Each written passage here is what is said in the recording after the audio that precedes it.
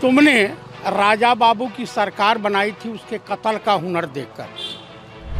BJP Maharashtra को, बॉम्बे को ATM machine समझ रखी है। और मैं भविष्य का बता दे रहा हूँ, एक नाथ शिंदे बनने जा रहे हैं नीतीश कुमार, पलटू राम। तो इनके परम मित्र, इनके मालिक गौतम अडानी क्यों नहीं जा सकते हैं? जब एलन मस्क ने कहा कि ईवीएम हैक की जा सकती है, ईवीएम जहां बनती है, गोधरा कांड का आरोपी जब देश का प्रधानमंत्री पड़ेगा, अनपढ़ जाहिल गवार चंचूड़ के बहनोई थे नरेंद्र मोदी, क्या थे?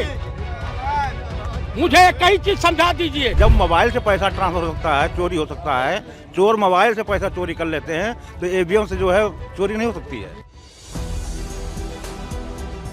नमस्कार, मैं हयात अब्बास और आप देख रहे हैं 4 PM न्यूज़ नेटवर्क। जैसा कि आप जानते हैं, महाराष्ट्र के जो रिज़ल्ट आए, जिसके बाद जो रिज़ल्ट था वो काफ़ी चौंकाने वाला था। एक तरफ जहां उद्धव ठाकरे को सिंपैथी की बात हो रही थी, इंडिया गठबंधन की बात हो रही थी, बीजेपी का दूर दूर कहीं नामो निशान नहीं था लोगों के बीच, लेकिन जिस तरह से जो जीत मिली भारतीय जनता पार्टी को, एक बार फिर से बीजेपी की सरकार बनी, उसके बाद सवाल उठने शुरू हो गए सरकार पर, मौजूदा सरकार पर और ईवीएम पर। विपक्ष लगातार ईवीएम का मुद्दा उठा रहा है कि जिन राज्यों में बीजेपी की जीत होती है वहाँ कहीं ना कहीं पूरी तरह से ईवीएम को हैक किया जाता है और कई सारे सबूत भी निकलकर सामने आ रहे हैं। सत्र चल रहा है सदन में, लगातार जो कांग्रेस के प्रेसिडेंट हैं मल्लिकार्जुन खड़गे, वो ईवीएम पर सवाल उठा रहे हैं, राहुल गांधी ईवीएम पर सवाल उठा रहे हैं, पूरा विपक्ष ईवीएम पर सवाल उठा रहा है। खासकर कांग्रेस के नेता बार बार ईवीएम पर सवाल उठा रहे हैं। लोगों के बीच जान लेते हैं कि ये जो ईवीएम का मुद्दा है, क्या ये वाकई मुद्दा है और क्या जो सरकार बनती है बीजेपी की वो ईवीएम की ही बदौलत बनती है? सर, लगातार ईवीएम पर सवाल उठ रहे हैं महाराष्ट्र में जीत के बाद। मैं एक शायरी के मार्फत बताना चाहता हूँ कि ऐ हिंदुस्तानियों, तुमने राजा बाबू की सरकार बनाई थी उसके कत्ल का हुनर देखकर। अब हिंदुस्तानियों क्यों परेशान हो रहे हो अपने बीवी बच्चों का पतन देखकर? देखिए, chief election commissioner Rajasthan cadre का ये सब चल रहा है। ये महाभ्रष्ट, इसके जो पिताजी थे आरएसएस के थे, सरस्वती शिशु मंदिर वगैरह चलाते थे, और ये बैठाया गया है कि ईवीएम के मार्फत। अभी महाराष्ट्र का चुनाव हुआ, ये 7-8 बजे के करीब शाम को प्रेस रिलीज करता है कि 58 पॉइंट कुछ % वोट पोल हुआ, और 11:45 सेम डे में बोलता है कि 65 पॉइंट कुछ % वोट पोल हुआ। तो लगभग वोट पोल का अंतर जो आया 1 करोड़ कुछ लाख आया, जबकि 58% पर 5 करोड़ कुछ लोग वोट पोल किए थे। वोट बढ़ कर के हुआ। तो आप मुझे बताइए कि वहाँ पे कई गांव में प्रमाण आ रहा है, लोग धरने प्रदर्शन कर रहे हैं, आम पब्लिक कर रही है। वो कांग्रेसी नहीं हो सकते हैं, आम जनता हो सकती है। और महाराष्ट्र और किसी प्रदेश का निर्णय इस टाइप का नहीं होता। आप उत्तर प्रदेश में ले लीजिए, इनको आशा थी कि हम 60-65 सीटें जीतने जा रहे हैं, इसलिए यहाँ निर्द्वंद थे।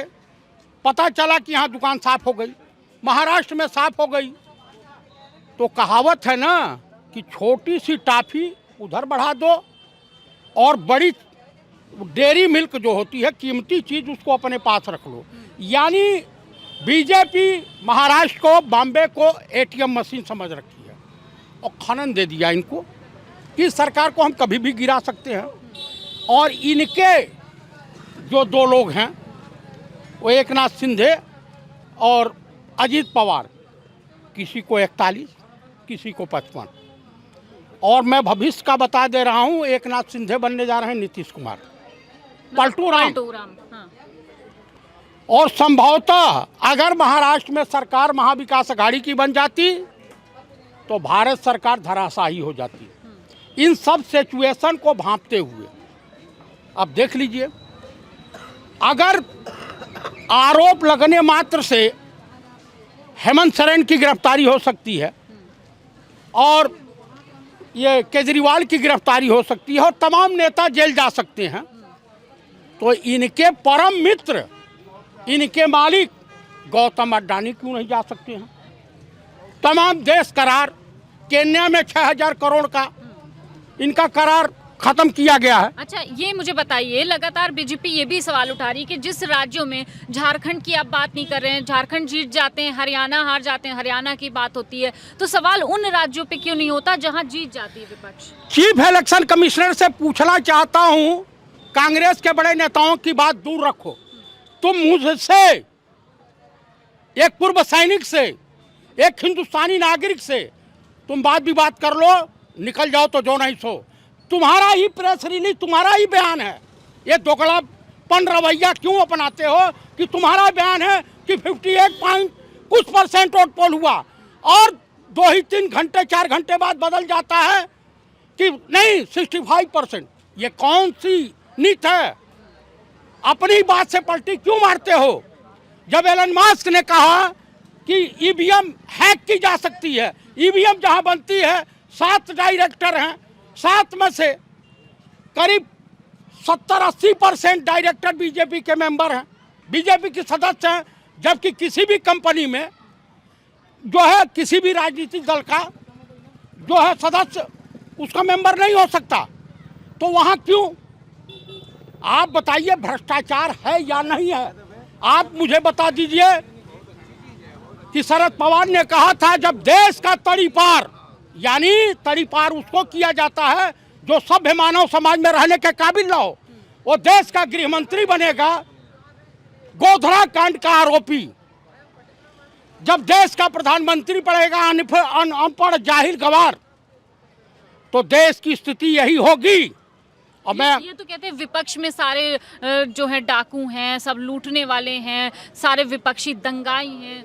आप, मैं पूछता हूं कि यहाँ पे अभी संभल में दंगा हुआ है, 19 तारीख को कोई दंगा फसाद नहीं हुआ।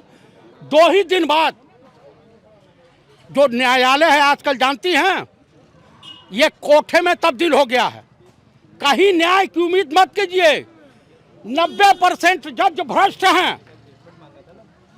आप बताइए कि ईवीएम पे जब मसला गया था तो चंद्रचूड़ ने क्यों कंडी काट ली? क्या कारण था कि प्रधानमंत्री को अपने वहाँ गणेश उत्सव में बुलाए थे? जबकि चीफ जस्टिस का काम है किसी भी राजनीतिक दल के मुखिया को जो है पब्लिकली अपने घर बुला करके नहीं मिलना चाहिए था। क्या उनके रिश्तेदार थे? चंद्रचूड़ के बहनोई थे? नरेंद्र मोदी क्या थे? मुझे कई चीज समझा दीजिए। तो ये न्यायपालिका, ये जो जज है, इसने जो भी मजिस्ट्रेट है, ये चाहता था कि यूपी, देखिए यहाँ का दंगा फसाद जो ये तो टेलर है, अभी और दंगे फसाद होंगे। उत्तर प्रदेश में बताइए कि पेपर लीक होता है, उत्तर प्रदेश में बेरोजगारों के ऊपर बात नहीं होती। देश का प्रधानमंत्री किसानों की समस्या पे बात किया, मणिपुर पे चर्चा किया। मणिपुर भी इसी देश का हिस्सा, क्या ये मणिपुर इंग्लैंड में पड़ता है? मुझे कई चीज बता दीजिए आप लोग। देश की जनता को सोचना पड़ेगा, देश के लोगों को सोचना पड़ेगा। तुम्हारे घर में रोटी नहीं होगी तो नरेंद्र मोदी रोटी नहीं देने आएंगे। तो नरेंद्र मोदी 5 किलो राशन दे तो 5 किलो राशन, यानी आप मानते हैं ना कि हिंदुस्तान की 80% जनता को बीजेपी सरकार ने भिखारियों के लाइन में खड़ा कर दिया। ये मानते हैं कि नहीं? ये देश मानता है कि नहीं कि 5 किलो अनाज के लिए इस देश की जनता कटोरा लेके घूम रही है? अगर रोजगार देते, अगर इस देश की आज शिक्षण संस्थाओं का क्या हाल है, इस पर डिस्कस नहीं होगी। किसानों की समस्या पर डिस्कस नहीं होगी, महिलाओं के उत्पीड़न पर डिस्कस नहीं होगी। सबसे ज्यादा बलात्कारी बीजेपी पे पड़े हैं, चाहे चिन्मयानंद हो या कुलदीप सेंगर हो। आप मुझे बताइए, सबसे ज्यादा बलात्कारी इन्हीं के पास पड़े हो, सबसे ज्यादा व्यभिचारी, भ्रष्टाचारी। ये तो कहते हैं अपराध हमने खत्म किया है जब से हमारी सरकार ने खत्म किया। सबसे बड़ा अपराधी हिंदुस्तान ही नहीं, पूरे दुनिया का कोई ऐसा नेता बता दीजिए जो अपने क्रिमिनल केस स्वयं वापस लिया हो सत्ता में आने के बाद। कोई भी एक बता दीजिए तो मैं जानूं। देखिए, सच्चाई बड़ी कड़वी होती है। योगी आदित्यनाथ को मैं बहुत अच्छी तरीके से जानता हूं, आप लोग नहीं जानते हैं। जब कान नहीं छटवाए थे तब से जानता हूं। मैं नरेंद्र मोदी के विधानसभा क्षेत्र का ऑब्जर्वर रहा हूं, प्रभारी रहा हूं, उनके क्षेत्र में गया था। ये कहीं भिक्षाटन नहीं किए थे, ये आसाराम के चेले हैं, पौवा बेचते थे। ये जान लीजिएगा। आसाराम की पहली जो है शिक्षा दीक्षा अजमेर में हुई थी, एक्का चलाते थे। जब इस देश के साधु महात्मा भ्रष्ट लोगों को इस देश की जनता भगवान समझने लगेगी तो देश की स्थिति यही होगी, बेरोजगारी बढ़ेगी। और आपको मैं बता दूं, जब पेट की भूख जो है बड़ी घातक होती है, इंसान को गद्दार बना देती है। आपको मैं बता दूं, ये जान लीजिए। और ये भी देशवासी सुन लें कि लगेगी आग तो आएंगे कई घर जद में। इस मोहल्ले में अकेले मकान मेरा थोड़ा ही है। बिल्कुल आपने सही बात कही, लेकिन ये तो कह रहे हैं ना कि हिंदू खतरे में, और हिंदू को बचाने के लिए बीजेपी सरकार बना रही है। आप मुझे बता दीजिए, ये एक प्रश्न मैं पूछता हूँ, आप भी पढ़ी लिखी लग रही हैं, यहाँ तमाम नौजवान पढ़े लिखे हैं, मूर्ख कोई नहीं है। मुगलिया सल्तनत 1526 में बाबर हिंदुस्तान आता है। उसके बाद 1700 कुछ ईस्वी तक जो है मुगलिया सल्तनत रही, हिंदुज़म खतरे में नहीं था। ब्रिटानिया गवर्नमेंट 100 साल रही, हिंदुज़म खतरे में नहीं है। आज तो देश का राष्ट्रपति हिंदू, देश का प्रधानमंत्री हिंदू, देश का गृह मंत्री जैनी, देश का रक्षा मंत्री जो है हिंदू। और हिंदुज़म खतरे में? दरअसल हिंदुज़म खतरे में नहीं है, इस्लाम खतरे में नहीं है, सिखिज्म खतरे में नहीं है, क्रिश्चियनिटी खतरे में नहीं है। दरअसल बीजेपी आरएसएस की अस्मिता खतरे में पड़ गई है कि हिंदुस्तान की जनता जिस दिन जाग गई, इनको लात मार के सत्ता से बाहर कर देगी।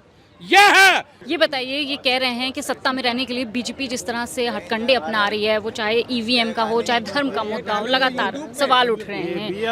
ईवीएम तो खराब तो है, क्योंकि जब लोकसभा का चुनाव हो रहा था तो बैलेट पेपर्स जितने वो हुए थे, पहले इंडिया जो है गठबंधन हमारी आगे थी, 180 पे थी। उसके बाद दोपहर के बाद इसको डाउन कर दिया गया। तो ईवीएम खतरे में नहीं है, ईवीएम बिल्कुल भ्रष्ट है, ईवीएम पर विश्वास नहीं है। अच्छा, ये बताइए कि बार बार ईवीएम पे सवाल आप लोग उन राज्यों में क्यों कहते हैं कि जनता उठा रही है, पब्लिक उठा रही है? हरियाणा में जीत गए, वहाँ उठा रहे हैं। जहाँ पर विपक्ष जीत जाता है, जहाँ पर जीत जाता है, विपक्ष जीत जाता है, वहाँ पर 40-45 वोटों से कहीं हमारे कैंडिडेट हारे हैं कांग्रेस के। उसके बाद ईवीएम जो है, जहाँ ईवीएम बनती है वहाँ पर 5 तो भाजपा वाले हैं, वहाँ पर 5 भाजपा के हैं वहाँ पर। तो ईवीएम गलत नहीं हो सकती। जब मोबाइल से पैसा ट्रांसफर हो सकता है, चोरी हो सकता है, चोर मोबाइल से पैसा चोरी कर लेते हैं, तो ईवीएम से जो है चोरी नहीं हो सकती है। ईवीएम से चोरी हो सकती है, लगातार सवाल उठ रहे हैं ईवीएम पर। क्या कहना है आपका? क्योंकि जिन राज्यों में बीजेपी हार रही है, वो कह रहे हैं वहाँ पर ईवीएम का सवाल क्यों नहीं? भाजपा क्यों जीत रही है, मैं उस पर आपका ध्यान आकर्षित करना चाहता हूँ। जैसे महाराष्ट्र में चुनाव हुए, एक एक विधानसभा में जब 5-5 करोड़ रुपए भारतीय जनता पार्टी के लोग, महाठग लोग, ये व्यापारी द्वारा दिया हुआ चंदे की रकम से जो भारतीय जनता पार्टी आज राजनीति कर रही है, जब ये 5-5 करोड़ रुपए एक एक विधानसभा में बांटेंगे, आम गरीब जनता उनको एक एक वोट का 10-10 हज़ार रुपये दिया जाएगा, तो कहीं ना कहीं गरीब भोली भाली जनता बहक जाएगी। ईवीएम है, ईवीएम में कमियां हैं, इससे कोई जो है ठुकराया नहीं जा सकता। लेकिन ये लोग करते वहाँ पे हैं कि जैसे जिस विधानसभा में कांटे की टक्कर होती है, उस विधानसभा में ये लोग दिखा देते हैं 2-4 हज़ार वोट का भी अगर इन लोगों ने कुछ उछल कूद मचा दिया, दिखा दिया, वोट का बंटवारा करा दिया, तो वोटों जो है उनमें भारतीय जनता पार्टी जीत जाती है। अभी आप देखिए कि जैसे कई विधानसभा ऐसी आई जहाँ कांग्रेस के प्रत्याशी 500 वोट से चुनाव हार गए, 1000 वोट से चुनाव हार गए। वो जहाँ जहाँ भारतीय जनता पार्टी कमज़ोर होती है, वहाँ पैसा दे के और वो अपनी हिकमत से चुनाव जीतने का काम करती है। तो ये जो लगातार विपक्ष सवाल ईवीएम पे उठा रहा है, कितनी सच्चाई है इसमें? क्या ईवीएम से गड़बड़ी होती है आप लोगों को? ईवीएम से तो है दिक्कत है। ईवीएम चूँकि जब मोबाइल हैंग हो सकता है, पैसा खाते से हैंग हो सकता है, तो ईवीएम तो यानी जाहिर सी बात है हैंग होगा। और यहाँ पर जो हार हुई है वो बहुत मामूली वोटों से, तो उसमें कहीं ना कहीं तो रुपया चल रहा है। बिल्कुल, देखिए लगातार लोगों के बीच ईवीएम को लेके कहीं ना कहीं एक संशय बना हुआ है। साफ तौर पे लोगों का कहना है कि जो मुद्दे हैं, जब सरकार उन पे बात करती है, विपक्ष उन पे बात करता है, वोट जब विपक्ष को जाता है तो जीत कैसे बीजेपी रही है, ये बड़ा सवाल है अपने में। और जिस तरह से विपक्ष भी लगातार ईवीएम पे सवाल उठा रहा है, लेकिन अब क्या कुछ होगा ईवीएम को लेकर, ये तो टाइम ही बताएगा। फिलहाल तमाम अपडेट के लिए 4PM देखते हैं। कैमरा पर्सन सत्यनारायण के साथ मैं हयात अब्बास, 4PM न्यूज़ नेटवर्क।